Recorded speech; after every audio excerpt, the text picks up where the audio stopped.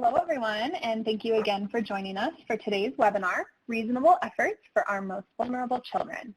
As Patricia said, my name is Camille Glanzman, and I'm a site manager at the National Council of Juvenile and Family Court Judges. It is my pleasure to be welcoming Judge Douglas Johnson, who will be presenting today's webinar. We also welcome Eva Kling from the American Bar Association Center on Children and the Law, who will be conducting a celebrity interview with Judge Johnson toward the end of the session.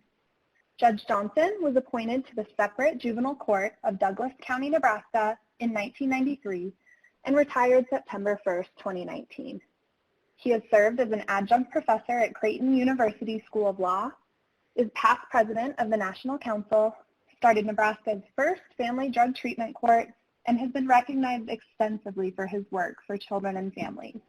His biography is available for download in the materials, and now, Judge Johnson, I am happy to pass it over to you.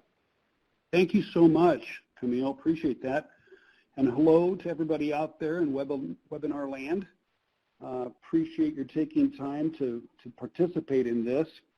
I was looking at the guest list, and I realized that I'm surrounded by a lot of stars and friends that I've come to know over the years. So hats off to all of you, and to those I don't know, hello. I'm glad you're here, and I look forward to learning from you and working with you as we do our best to better serve children and families who are here. I was thinking, especially for folks who have been around, you might think, oh, geez, reasonable efforts. This has been around so long, originally 1980. The Adoption Assistance Welfare Child Act, and then 1997 with ASFA. But I'd like you to think about it this way. Sometimes the most basic things, or things we think are basic, actually have way more to it than meets the eye. And so on the one hand, it's old stuff, but as each child and family come into our court, it's the new stuff. As we look through the lens of that particular child, that particular family, and how we respond and hold the state accountable, the agency accountable for providing reasonable efforts to prevent removal, allow return, and to achieve permanency. The other thing that I'd ask you to think about that is true in my state is we continue to have huge judicial turnover.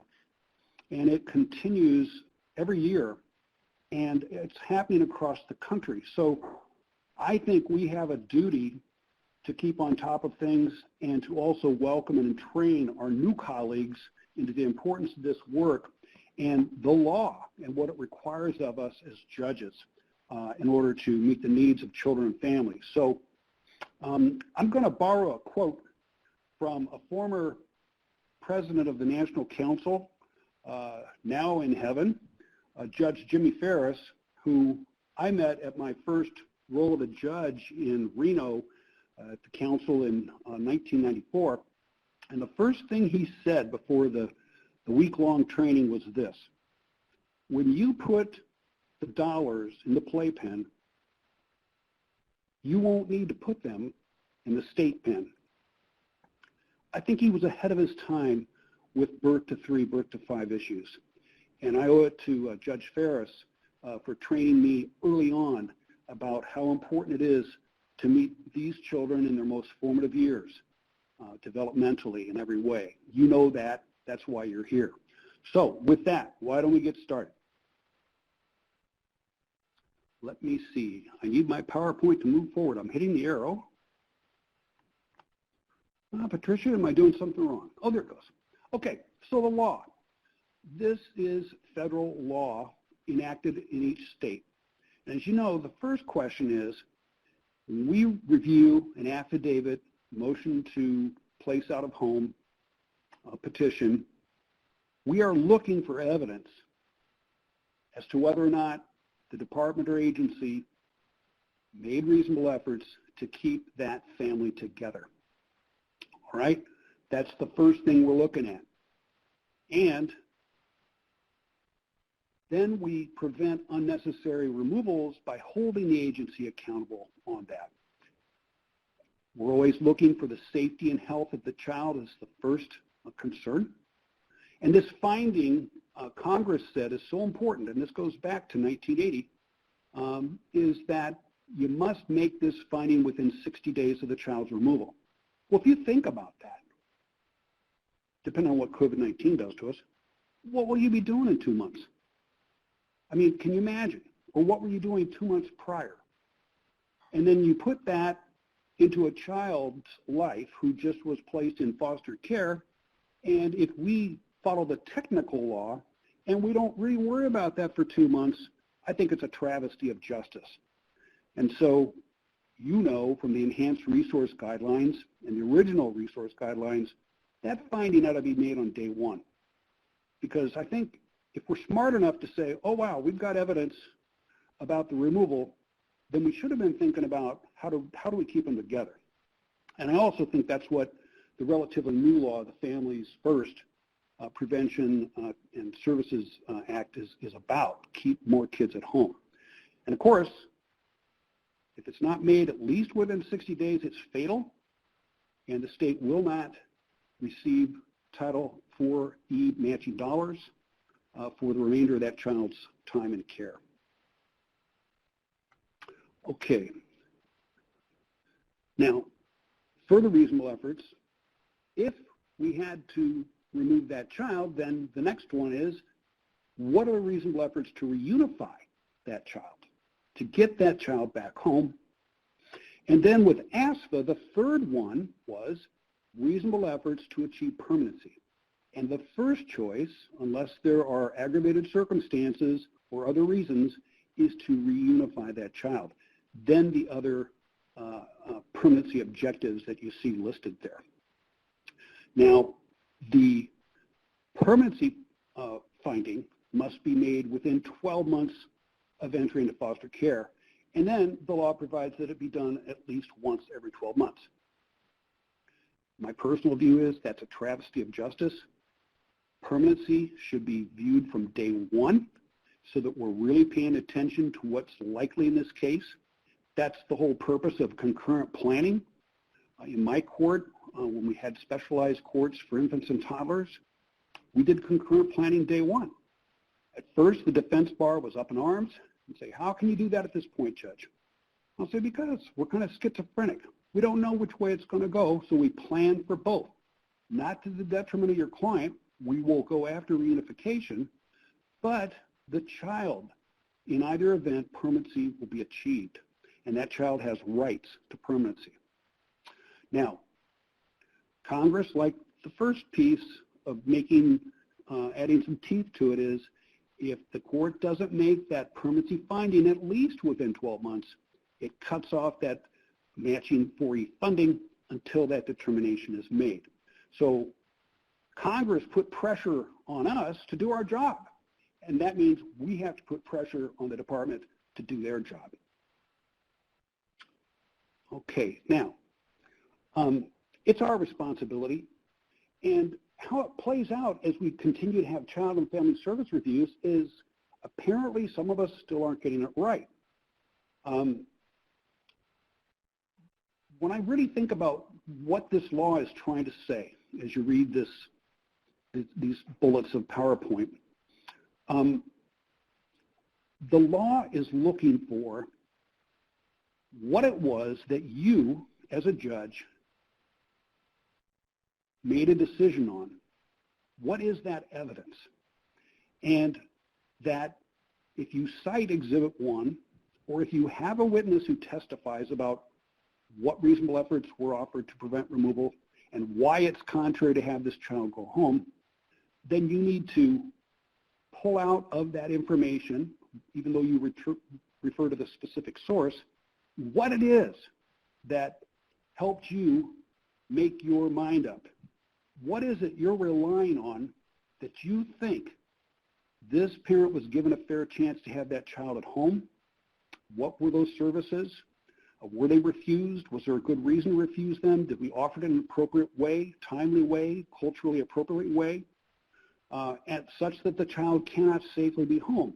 We need to specifically tie the decision concretely, specifically, and in time to the event. That's what we're really looking for. not conclusions of law. I think we all know from Law School 101 for the lawyers and judges of us, conclusions of law are not enough. We have to have specific facts to reach the conclusion of law. I think that's what the law is getting at here. We can go to the next one. Okay, I think I might have the wrong header for this. Maybe we ought to call it solution-seeking courts. Maybe that's a better way to phrase this. When I think of what we do as juvenile and family court judges, one of the things is modeling. We're modeling a way of treating people, and it is with civility, respect, and dignity. And under our oath of office and ethics, we are to require that of everyone within our sphere of influence, our staff, lawyers, caseworkers, anybody in our courtroom, the law enforcement, everybody. Number two, this sense of urgency, that time is of the essence for the children, as well as their parents, means that we should act as if this family is our own. We would want the same care, the same courtesy, the same response, the same finding strengths while offering assistance in areas of need. Now, you know that the front loading of services fits the federal law to offer reasonable effort services to prevent removal. That's also what we're talking about with the Family First Prevention Services and Prevention Act of 2018. Keep more kids at home. That is truly front-loading services. One of the key lessons from the enhanced resource guidelines of the council to improve court practice in abuse and neglect cases. One of the things I think many of us have learned along the road is that when we find a strength of a parent, when we find the least right step in the right direction, when we see it and call out, hey, you're doing well, through clapping, through a positive statement, through reinforcement, that helps parents continue to improve. That helps them know that you see that they're not really bad people, but they're working on things. So while we hold them accountable, affirmation goes a long way toward parental improvement. I know many of you folks are already all over this, but alternative dispute resolution is key. And when we can, the judge who rules least rules best, and we work it out. Family group conferences, mediation of any issue are so helpful. I think these concepts, even when things are difficult on day one, help get a parent involved, because what we've said is you matter. Your child matters. You'll be treated fairly. You will be treated with respect. This isn't a criminal court. I'm not here to punish you, but we're here to assist and help you work on issues if they're found to be true so that your child can safely be with you. And I think when we're honest brokers of that, our role speaks volumes to these parents. That look or the other look makes a huge difference, and you know what I'm talking about. Every physical thing you do in court, a look, just even a half smile, just kind of a stare, a look to the left or right, is magnified 3 times for these parents. So be careful what we do when we're on the bench.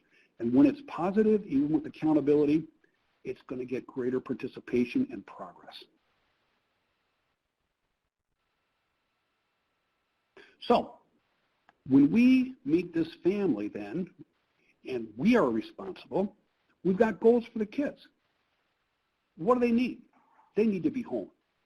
And they need to be home not just by 12 months, but sooner, as soon as safely possible.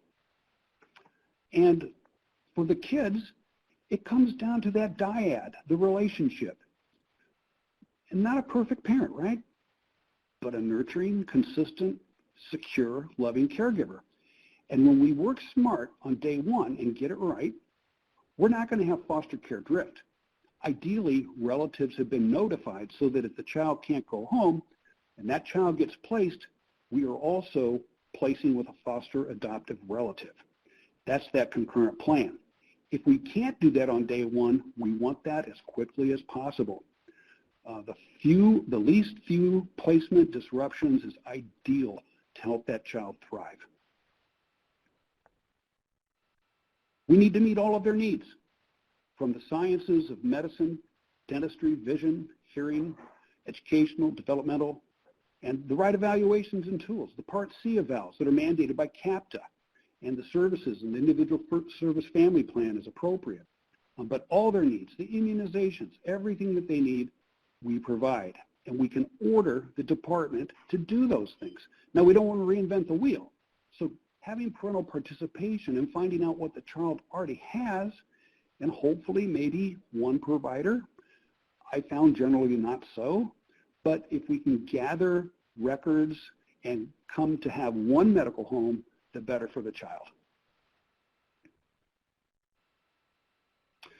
Again, on day one, we plan for the future. It's unknown. We hope, and we will work for reunification unless there's aggravated circumstances, but we also need to be working on the next best thing, and that would be adoption with a known relative caregiver. Now, when it comes to parents, we need to be talking about their goals. Now, some think that we can't do this on day one, that we are pre-adjudication, that if a parent participates in these services, that it's an admission against interest. We have this fight in Nebraska such that we finally came up with a statute so that the defense bar would believe that we're not kidding you when we're talking about front-loading services, and that's the federal law. So once the child's in foster care, the next piece is, okay, right now, day one, if we've not done it, we need to jump on with services to get the child back home. Now that's going to require the parent to participate, to be responsible. Now that's a work in progress, depending on what the issues are that brought us there. But that's what we're after.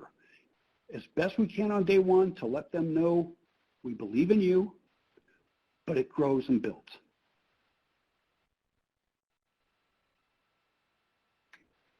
We're talking basic parenting skill sets. We're talking minimally adequate, safe, healthy family environment. And we've got to remove from our eyes the lens of poverty. It's minimally adequate. There is no perfect parent, and we can tell them that. I certainly was not one. I've said that several times in court, and I made my share of mistakes.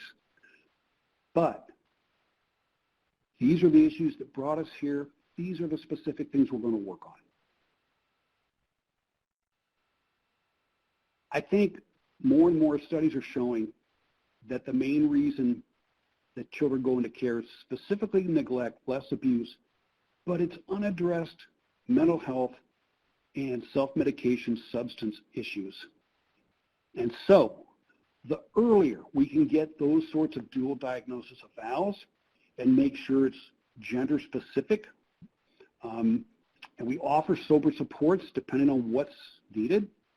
We get an angel like a sponsor who's been through the system, and I know many of you have those programs, Mentoring Moms and other ones, the aftercare.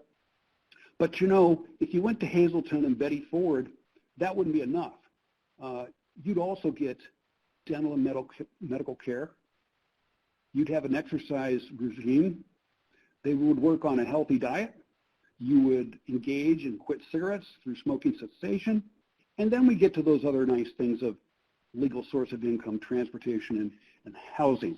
But I think, first of all, on day one, we need to cover the basics. And if you've not looked at Maslow's hierarchy of human needs, I'd suggest you do that. Because day one, we may just be simply talking about food, water, and shelter. And we need to make sure we address the most basic of things while we are getting services like these to deal with what brought the parent there. A domestic violence advocate and restraining orders, whatever is appropriate to help the family, splitting the case so that you don't have an abuser and the victim survivor together. doing those things up front so you don't even come to the first hearing, putting them together. I mean, those are those smart things to help parents move forward and be safe. And of course, I don't know of a state that doesn't provide for due process and fair hearings when we do this, even though I think we have a lot of latitude as solution-seeking courts for engagement and encouragement. We're not beating out the old balls and strikes and sentencing. It's much more complicated than that, and we don't have statutes to tell us minimum, maximum. An old clinician friend of mine put this up on the board, and I asked her if I could borrow it, and I am Dr. Kathleen West. She calls us to pay attention to this very, very carefully when we see a parent who appears to be not following our court orders, and it could be for some time, and we get frustrated. And we're going to say you're in non-compliance. You know, you don't care about your kid. You're just an addict. Not so. There could be an inability to comply. And so we need the clinician to help us distinguish in this journey of recovery where they're at, when they're choiceful, when they're more volitional, and therefore more accountable. Now, reasonable efforts. Parenting classes. You may recall Judge Cindy Litterman. I'll never forget, I think Judge Connie Cohen and I, when she and Joy Osofsky first came and did a training for us at the council, Cindy got up and had a certificate and she ripped it in half and she said, pledge right now, you'll never accept a parenting class again. And the reason why is because the certificate is not necessarily on competency or skill demonstration, but just how long your rear end was in the seat. And if you made like 75%, guess what? You get your certificate. Not good enough. We need a real parenting coach. We need one-on-one parenting time so that if there needs to be some redirection or demonstrable training, we've got an expert who can do that and model it. And it's very simple. It could be grandma, and she's the one to do it. Doesn't always have to be agency. Supervised visitation, what is it? Do you know what you get for supervised visitation? I found out it was a person who might have a high school education, saw a video, attended 2 other visits with someone who's been there a little longer, and they basically make sure the kid does not get hit or cussed at or neglected or get into trouble and get hurt.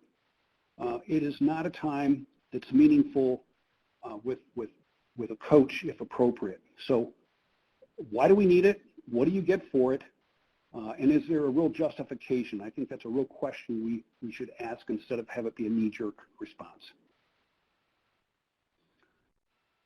I was out in Washington State not that long ago, and they had some budget crises, and they were having visitation once a week. I like to say family time. Insufficient, and so is this. I know several of your states, and you worked on this, have family time or parenting time guidelines or rules even. Rules are best. Ours go back to 1999 to the Supreme Court. We had a committee put together and experts and worked on it. So we have some guidelines for judges about what this looks like and working with the clinicians to come up with it. So for our babies, it's daily or near daily, and nothing less is acceptable. It's not a reasonable effort. And so it should not be at McDonald's, and as the states loosen up, some of these things could be used again, or at the mall or the department's office, but somewhere natural and normal, hopefully a relative that's safe, where you can have some meaningful family time doing the normal things families do. But if we're going to kill a relationship, kill the dyad, let's be overt. Don't provide for meaningful family time. Have infrequent contact. Make sure it's brief. In a counterproductive environment. And when the child's worn out or the parent's worn out, just after a work shift. Again, supervision by one who can't help improve the relationship or parental role.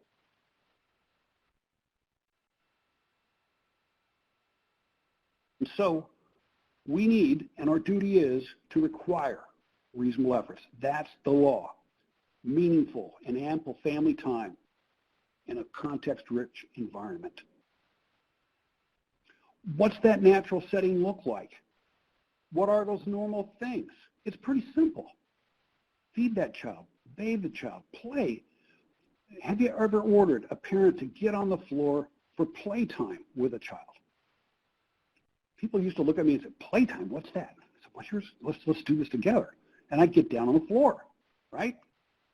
Do what's age appropriate for that child. And if they don't know, that's where supervision isn't going to train them unless you've got someone who's in the know with regard to our little ones and how they grow in development. I would order parents to rock their child and put down the cell phone and no FaceTime and all that sort of nonsense. And then if we're going to have some training, then let's do it with someone who knows ages and stages of development. It can help that parent pick up on baby's cues so that the parent doesn't feel like I'm being rejected. This child hates me, that doesn't like me, when they don't understand normal child behavior, being fussy, and why that might be the case. And so that's where a coach who knows what's going on can be such a guardian angel with parenting time and helping a young parent especially grow in competence and confidence. Now, you know, maybe you don't, Dr. Jones, Brenda Jones-Hardin has said her research shows that family time for over one time a week triples the chances of achieving permanency, and in that regard, reunification. Pretty obvious, right? It's a relationship. To keep it going, you got to see each other. Now, I'm worried about these times of COVID-19. How is family time playing out in these days? It was tough enough pre-COVID-19. What's happening today for your families to make sure that that relationship continues to grow and be vital and alive and one where parent and child recognize each other and want to be with each other, right? That's so important. Well, it's about the evidence. If we work in a vacuum, I must say we're dolts. We can't. If you're in a vacuum, there's no oxygen. You'll die.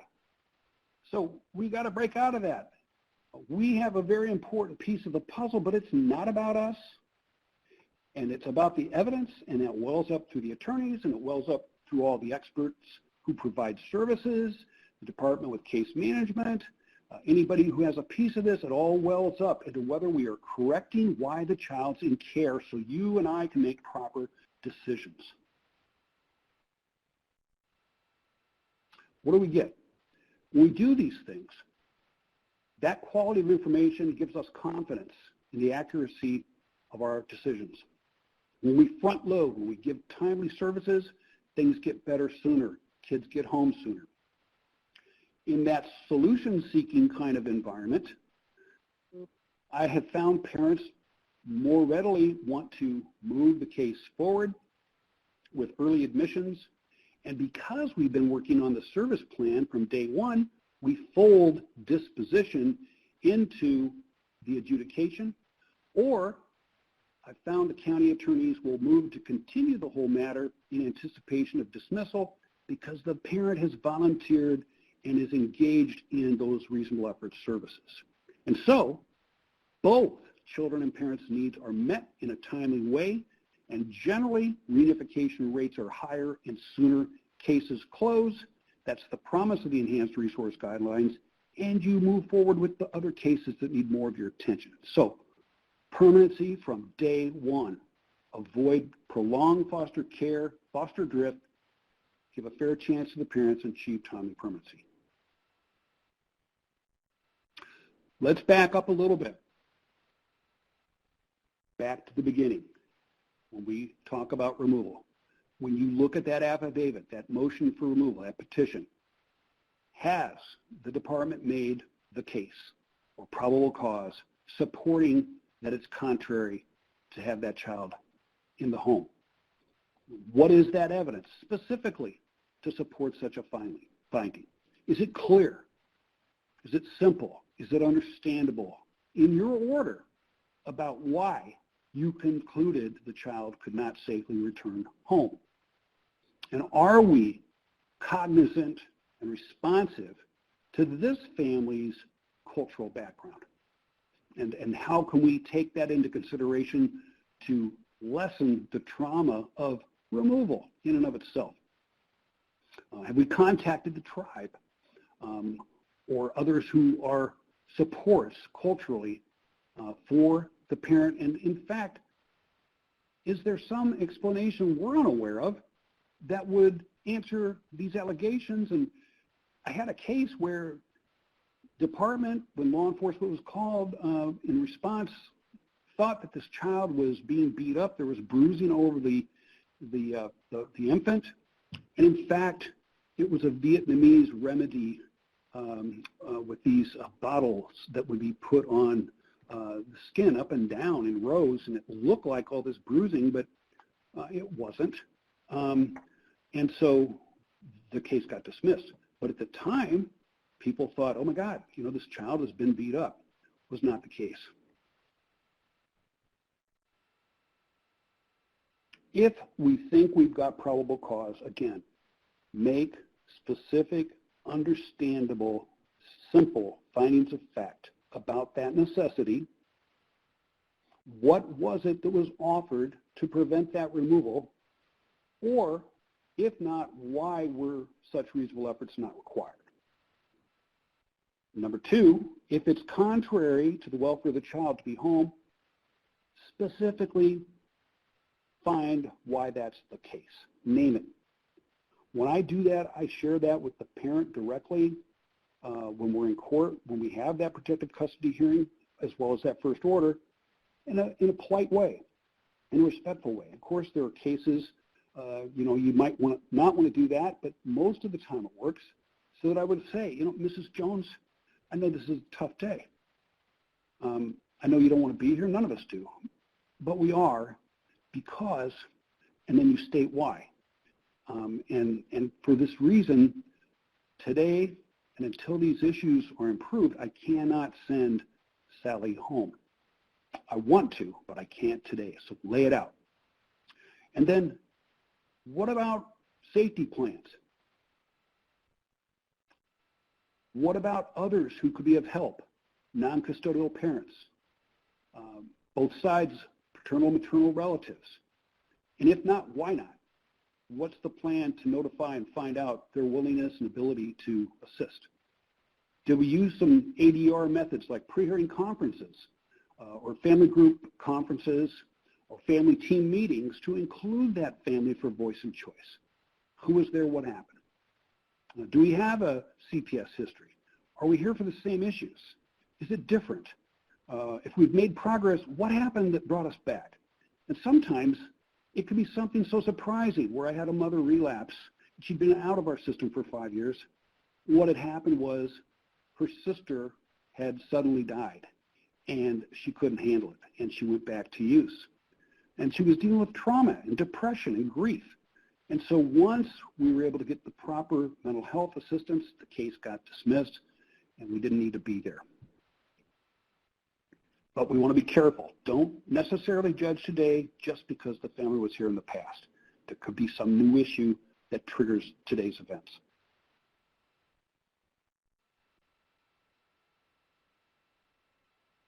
Now, if we are out of home, and then we go to the next stage of the reasonable efforts to get back home, same drill about the specificity, the appropriateness of the services, the pragmatic delivery of the services in a timely way. And this second question in our jurisdiction usually drove defense attorneys nuts because they thought the answer was always a negative one, that they would never go home. But isn't that why we're there? Anytime this family is in court, we should be asking this question: what is preventing this child from safely returning home today? What are the barriers? What's the tipping point? How much more do we need? Sometimes people are afraid to let go, afraid to trust because they've been burned. Be careful. Don't let that turn you into someone who is adverse risk and just, they just cannot do that. Nobody has a crystal ball. We got to let go at some point. This third one gets to what is it specifically right now that keeps that child from going home, that safety threat right now? Has it been diminished at all? Is the abuser out of the house? Do you have safety plan such that we could have the child with the other parent safely and we don't have to remove the child. So how could we, reduce that risk of safety threat?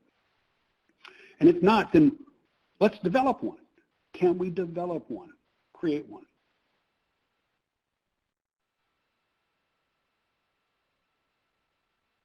Again, it's a little redundant, but what are those services to go home that specifically relate to this safety threat? Are we engaging the parents and those who are present, children, as age appropriate? Maybe they don't stay for the whole hearing, but for appropriate parts. What is that caseworker doing to assist with services? Is it the initial assessment worker who's walking out and we don't have the ongoing caseworker? We got some systems work to do then. The engagement also can be, Mrs. Jones, do you understand why these services are being offered to you? Oh yeah, Judge, I've been using too much methamphetamine. Okay. Do you think this would help? And you never know what people might give you. I've often heard, yes, I know I need to get some help. And I'll tell them, I'm not ordering you to do these things. I can't. We're not adjudicated. It's not found true, but the law requires we offer you these things up front. And if you want to do them, you can.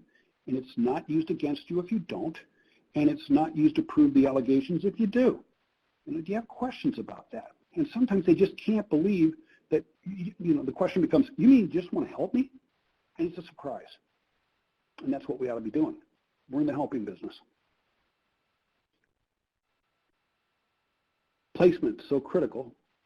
Is it culturally appropriate? Is it someone the child knows? There's an ongoing relationship. And if not, why not? What can be done to have that so we don't have stranger care? Caseworkers, when did you see the child? What kind of contact? Tell me about that. What happened? Again, we should be looking at kinship up front, but if not, order it, find out where we're at, and bring it back for a check hearing on the status. Family time is so important, as you know. It's the lifeblood of the relationship, both for parent to child and child to parent, but siblings and appropriate extended family members who are healthy relationships for these kids. And so if we can create meaningful and ample family time, things get better sooner. We've created that environment of support and mutual love and respect. We talked a little bit about siblings here. What are the efforts to do that? In our jurisdiction, we've got about 152 languages. We have so many different types of interpreters. It's, we work with our university. We're lucky. Our university is right there behind Georgetown and the JFK School for diplomats and government service and all that stuff. We've got a great one where diplomats go to learn languages very quickly in the summer and during the year. We rely on them. So if you don't have connections with your university or others, make sure you do so meaningful hearings occur. The law now requires we keep the child in the same school unless there's a reason why not. And so we want to stay in the same school and make sure that foster parent will make that happen. Keep those contacts for those kids in school, playmates, teachers, and others, and support that child's education. We know every time we change a placement, it sets the child back 6 months academically. Trauma. I think we've all been working on this. A number of you have had trauma audits.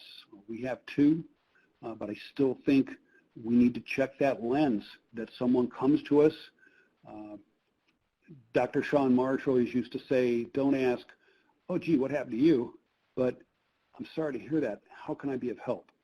And I think that that's our posture, so that both for the child and the parent, we're cognizant of trauma.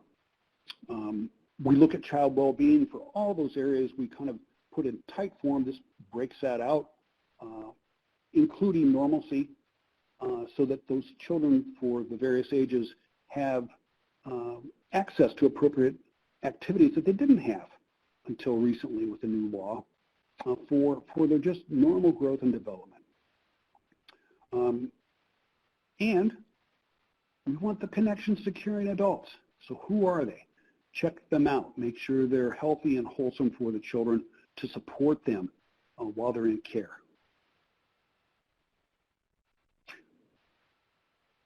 Some judges, I doubt it's you, are uncomfortable engaging the parents and the children, but it can be done appropriately and not crossing the line where we become the prosecutor in a difficult way.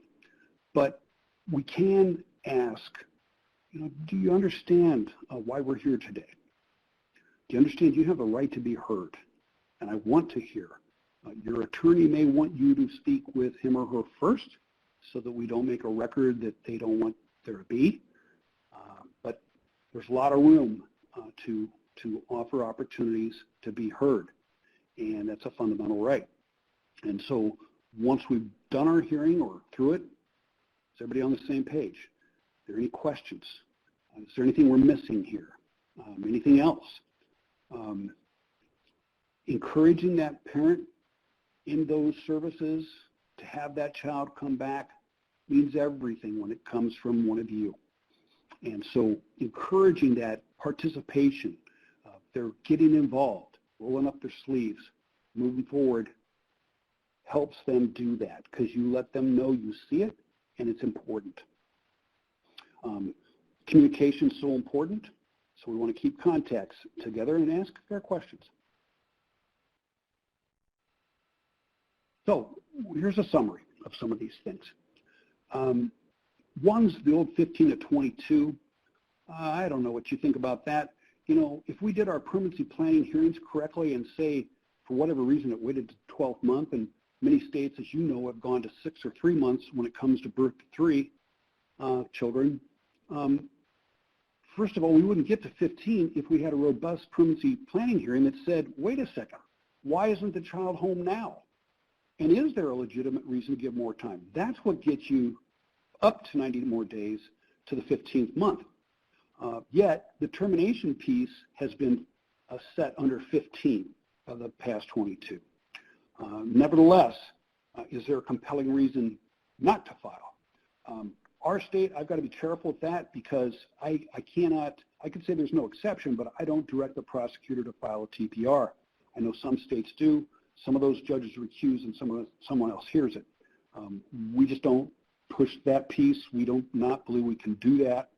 I know there's different views on it. This is something we should be asking all the time, but has the agency in fact made reasonable efforts to achieve the permanency plan? And that's the third prong under the Adoption Safe Families Act. And you need to also decide, is that permanent plan truly in the best interest of the child, and why? And if it's not accomplished, why not? What steps remain to be done?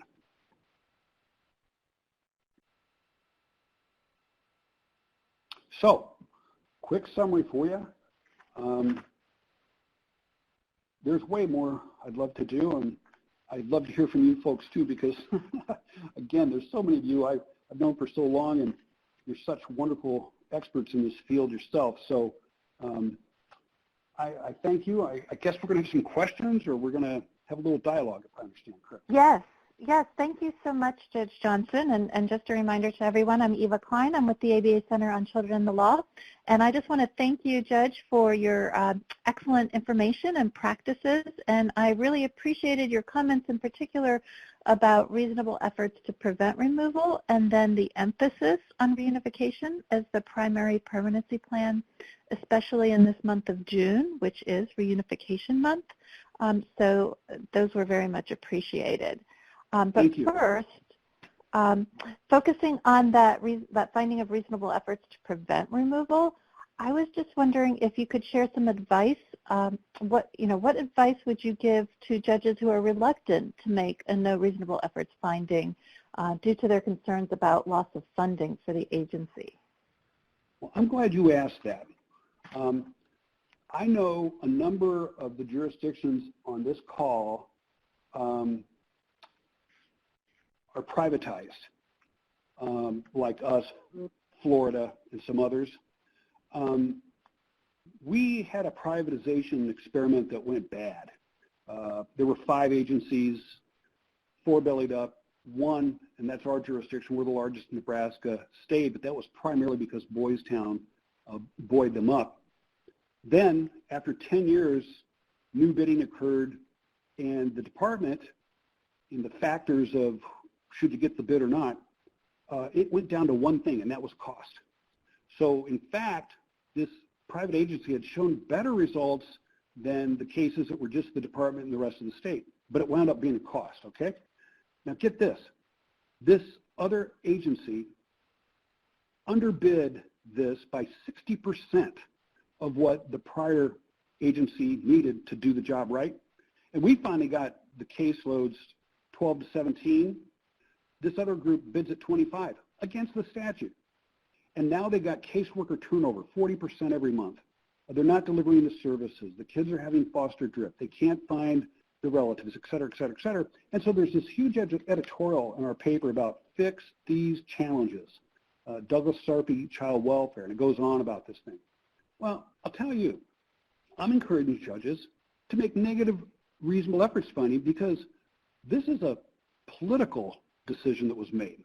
And we are a separate branch of government, and the federal law enacted in our state laws requires us to determine on the evidence whether reasonable efforts were done. It's the law. And if it wasn't, it wasn't. So if they lose that matching dollar, it is for that child. But you have sent a shot out about what's acceptable and what's not. It tells not only that provider, but the Department of Health and Human Services, the governor, and the feds. And the feds will monitor.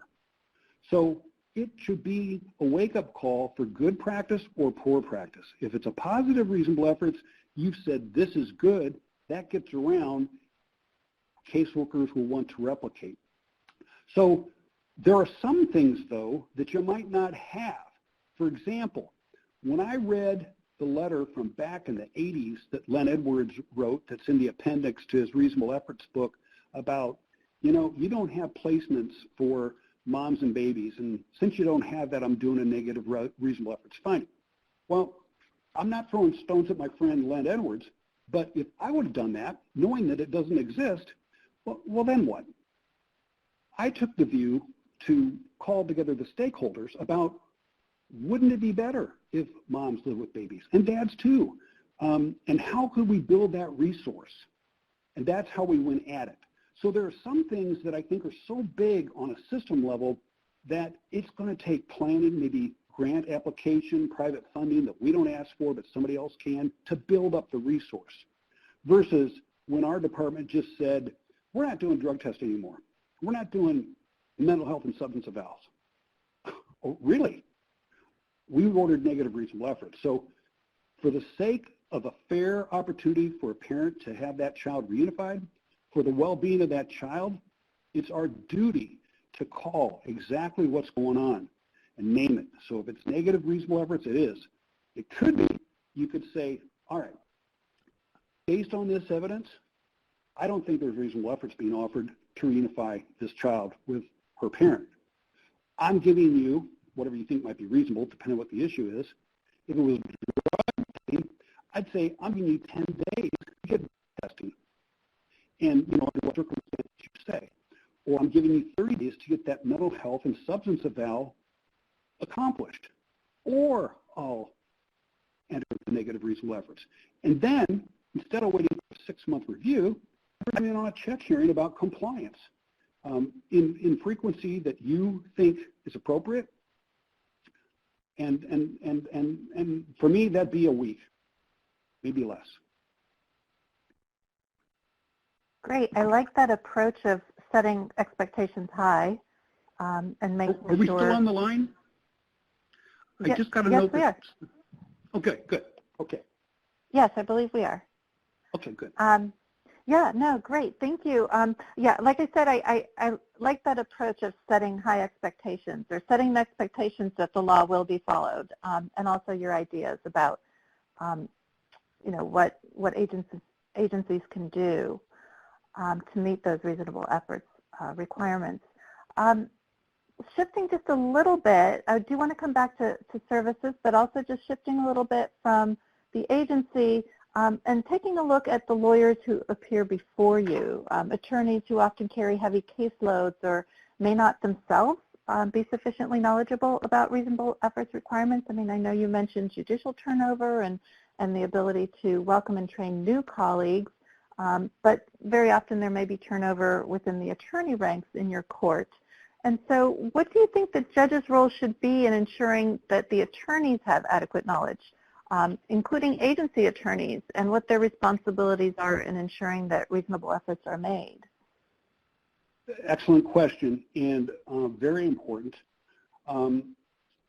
I suggest that with our role as leaders on and off the bench, if that's your situation, do something about it.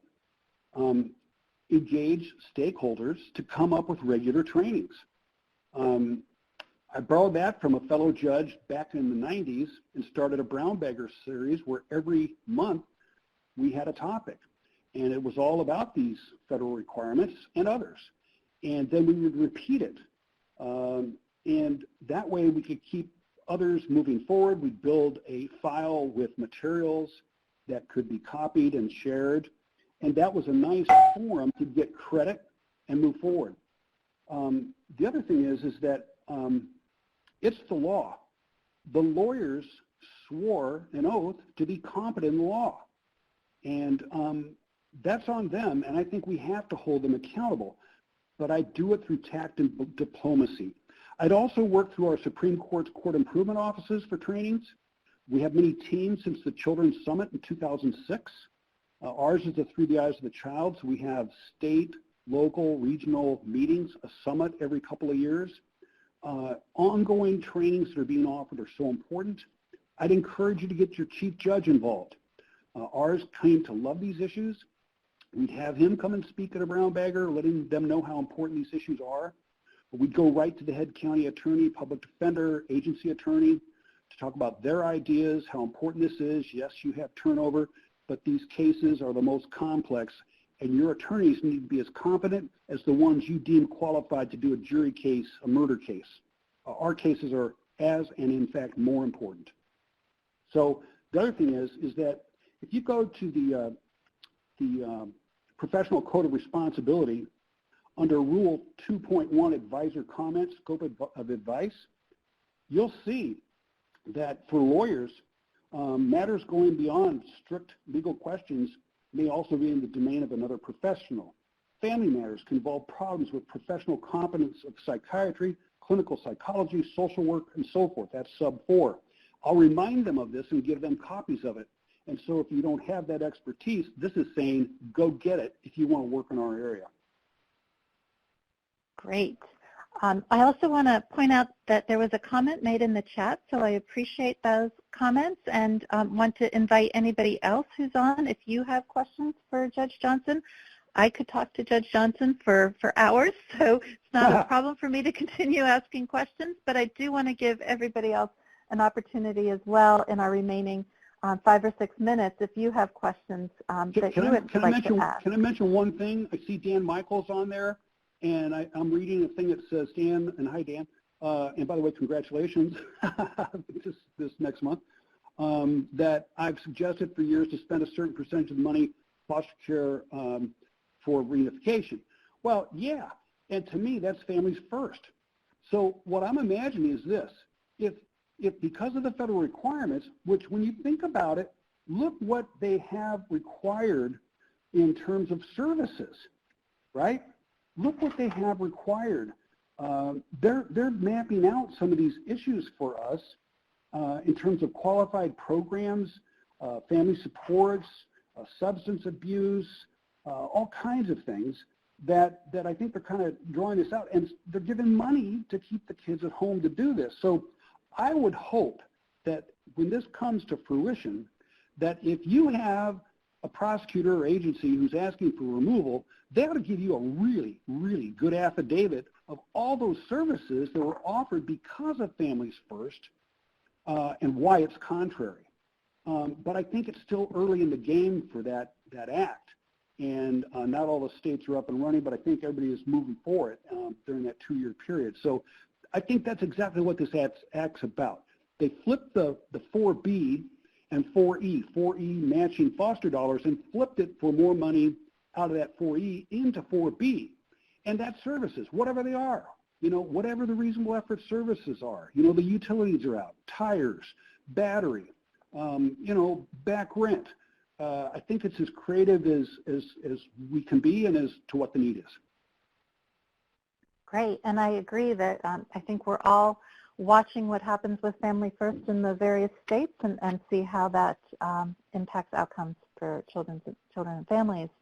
I want to thank you for the shout out you gave to the court improvement projects, because I work with the CIPs quite a bit, and I know that many of them have parent engagement or even foster parent or other engagement projects. And so what do you think is the judge's role in terms of ensuring the parents are not just handed a list of available services, but are successfully engaging in those services? Well, let me give you an example. This is recent experience. I had to go to a doctor, and I got x-rays, and I got all this stuff, and the doc's talking to me about what it is. Bottom line is, next month I'm either going to get a partial or a full knee replacement on my knee. And, you hear that, and it kind of stops you, and I'm listening, but I'm not listening.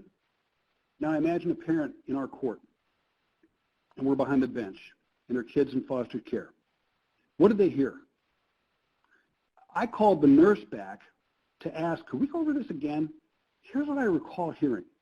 And she was so good, she went through it in detail with me so that I could ask questions that I was just, I guess, deer in the headlight. I didn't ask, couldn't ask, didn't understand. So I like to think of the services as simple, very simple. Like, instead of this litany of things that cannot be done, like a flood, tsunami, it's what's needed now. Maslow's hierarchy. If I made an analogy, I might say a short grocery list. Bread, milk, bananas. By Monday. That's simple. 1, 2, 3 by Monday. And who's going to pay? Right? Who, what, when, where, how, why? And who's going to pay? Then we'll get into whole wheat versus white bread. Almond milk versus skim whole 1%, 2%. Brown bananas versus green bananas. We'll get the finesse later. But I think we build on what's necessary and then build from there to what's appropriate. That's how I think we get them engaged. It's got to be understandable, doable, specific, concrete, and right now. Excellent. So I want to be mindful of time. I say again that I would be willing to talk for another hour, but I want to be respectful of our participants' time, and we have about a minute left. So I want to thank you again, Judge Johnson, and I wish you good health. Well, thank you. And you're welcome. And I'm going to turn us back over to Patricia or Camille. Thank you so much, Eva, and thank you again, Judge Johnson. For everyone on the line, we will be sending out the recording of this webinar, and if you have any questions, please feel free to reach out to us, and we can connect you with Judge Johnson. Thank you again, and have a great day. Thank you all, and thanks for what you're doing for the children and families. Bless you. Thank you.